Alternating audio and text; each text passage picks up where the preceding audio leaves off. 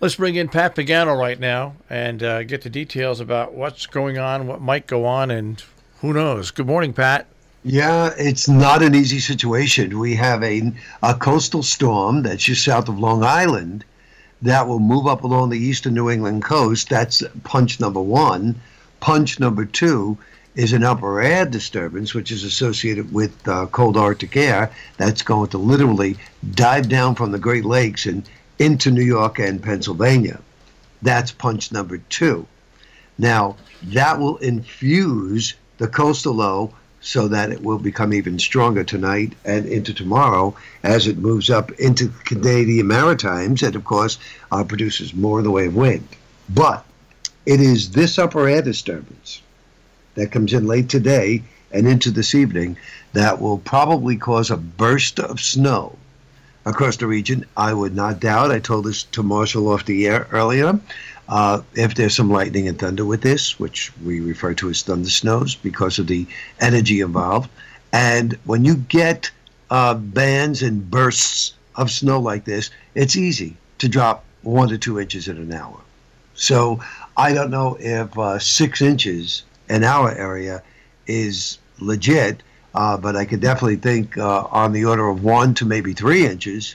The Berkshires may get a little bit more. And as you go, further north into the Adirondacks, they're going to wind up with, I would say, at least a foot of snow. Some places from the Adirondacks, the Green and White Mountains, will get about 20 inches of snow out of this. And the other interesting thing is that any snow we get today, this afternoon, will be wet. But the snow you get tonight, especially in the higher elevations, will become drier. So it won't be as wet.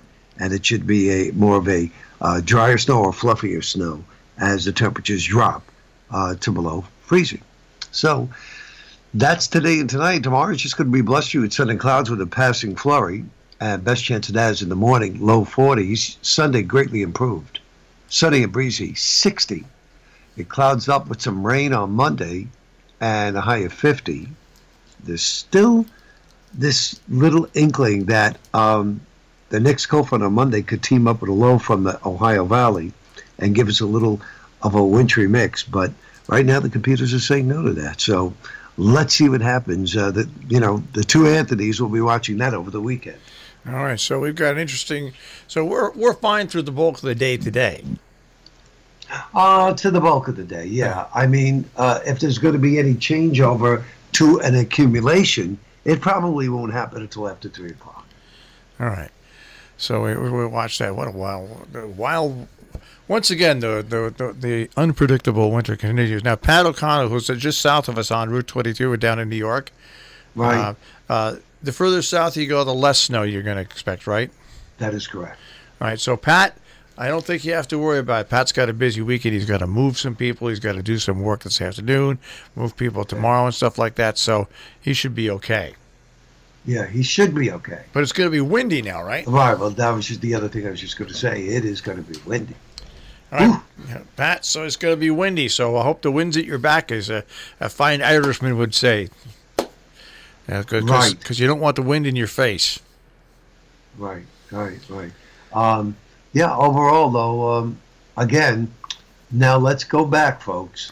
Let's go back to March 6th, when the new American computer model for the 21st said a big storm. Yep.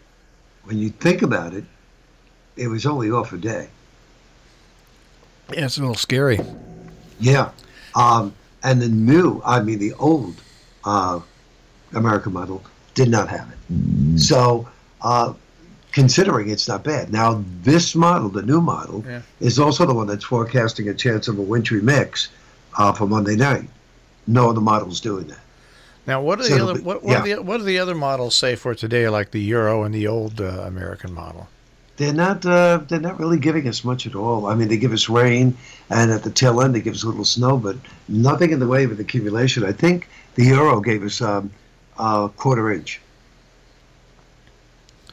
So we necessarily shouldn't worry about this winter weather advisory of 2 to 6 inches, but some places in our listening area might get anywhere from 2 to 3 inches, and some to the northern areas and northwest might get that 6 inches. Right. I mean, the problem is, again, you know as well as I do, people hear 2 to 6, they immediately drop to 2. And go right to 6, yeah. And go right to 6. And there's a reason why, all of us give ranges, because we're trying to tell folks this is the minimum we expect, this is the maximum we expect. So it should fall somewhere in between there. And I mean, if it turns out tomorrow that most of the area got 2 to 3 inches, it was still a correct forecast. Yeah. Because even though nobody got 6, it was still somewhere between 2 and 6.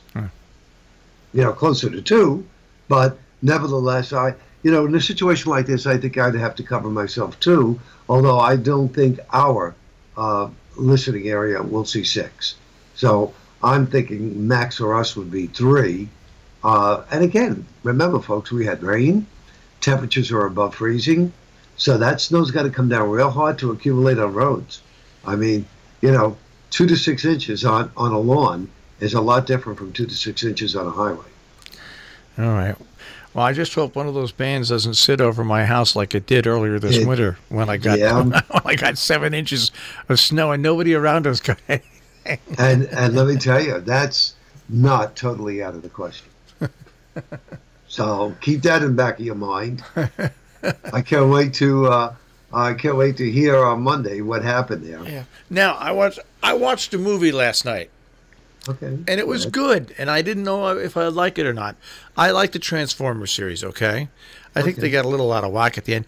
But the movie Bumblebee, which is a prequel, which gives you the origins of how Bumblebee came to Earth, okay, it was a good movie. It was fun to watch. It was fun to watch.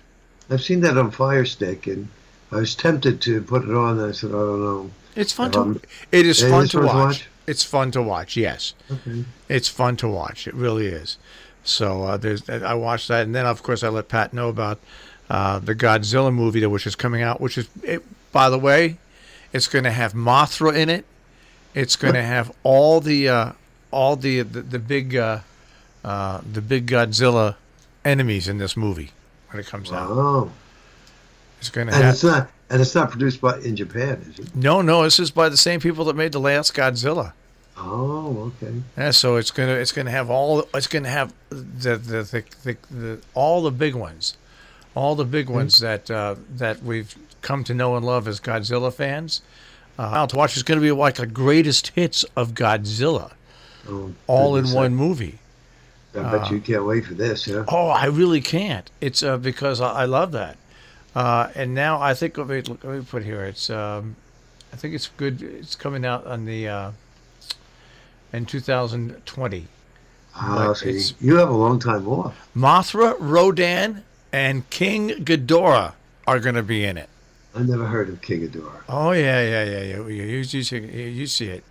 You'll see it. But Mothra. That's and the Rodan. stupid turtle. Rodan was the that turtle? Big, no. And Rodan is the big. Is flying. Mothra the turtle? Yeah, and Rodan is the thing and is the flying bird. Yeah. So that's what's coming for Godzilla. All right, pal. I want you to have a good weekend. I want you to do the same. Of course, if there's any changes, I will let you know immediately. All right. Take care, Pat. Bye, Marshall. Pat Pagano this morning in the Weather Center with a check on our tri-state forecast.